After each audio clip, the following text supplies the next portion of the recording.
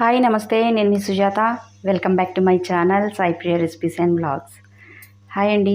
ఈరోజు నేను మీకు పప్పులోకి అలాగే రసంలోకి సాంబార్లోకి దేనిలోకైనా సరే సైడ్ డిష్ లాగా నంచుకోవటానికి టేస్టీగా ఉండే క్యారెట్ ఫ్రైని ఎలా తయారు చేసుకోవాలో చూపించబోతున్నాను.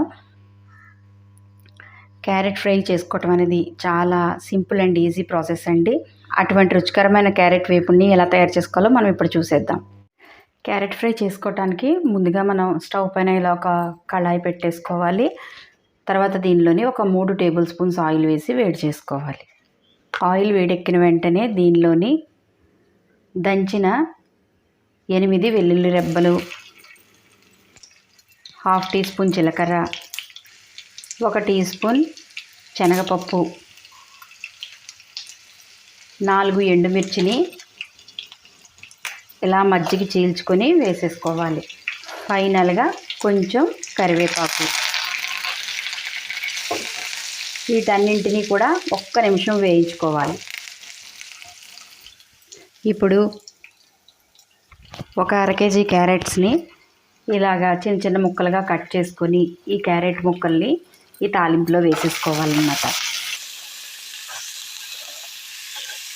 ఇప్పుడు ఈ క్యారెట్ ముక్కల్లోని ఒక 1/2 teaspoon salt, 1/2 teaspoon పసుపు వేసేసి ఒకసారి బాగా కలిపేసుకోవాలి.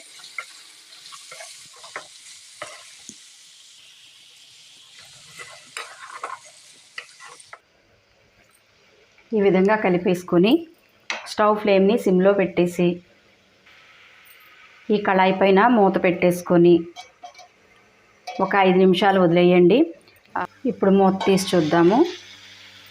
ఈ విధంగా మూత పెట్టి ఉంచడం వల్ల మనకి ఈ క్యారెట్ ముక్కలు అనేవి మెత్తబడతాయి అన్నమాట. మూత పెట్టిన తర్వాత మీరు ఒక 5 నిమిషాల తర్వాత చెక్ చేసుకోండి.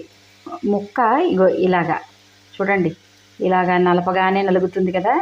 ఈ విధంగా ముక్క ఇలా నలపగానే ఇలాగ మెత్తగా అయిందనుకోండి, సో మనకి ఎగ్జాక్ట్గా సరిపోయిందని అర్థం అన్నమాట.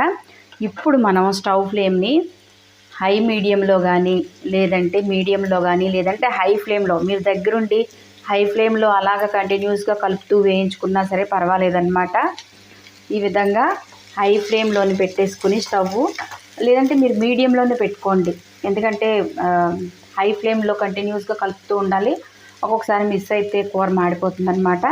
మీరు ఈ విధంగా మీడియం ఫ్లేమ్లోనే స్టవ్ ఫ్లేమ్ని పెట్టేసుకుని ఇలా మధ్య మధ్యలో కలుపుతూ కంటిన్యూస్గా ఫ్రై చేసేసుకోండి.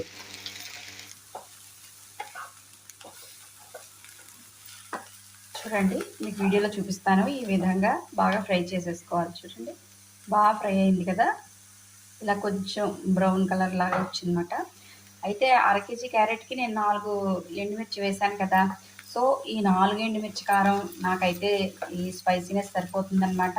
మీకు ఇంకా కారంగా ఉండాలి, ఇంకా స్పైసీగా ఉండాలి అనుకుంటే మాత్రం మీరు కావాలంటే కొద్దిగా ఫైనల్గా లాస్ట్లో కొంచెం ఒక 1/2 టీ స్పూన్ పచ్చికారం చల్లుకొని ఒక 2 నిమిషాలు ఇలా వేయించేసుకుంటే సరిపోతుందన్నమాట.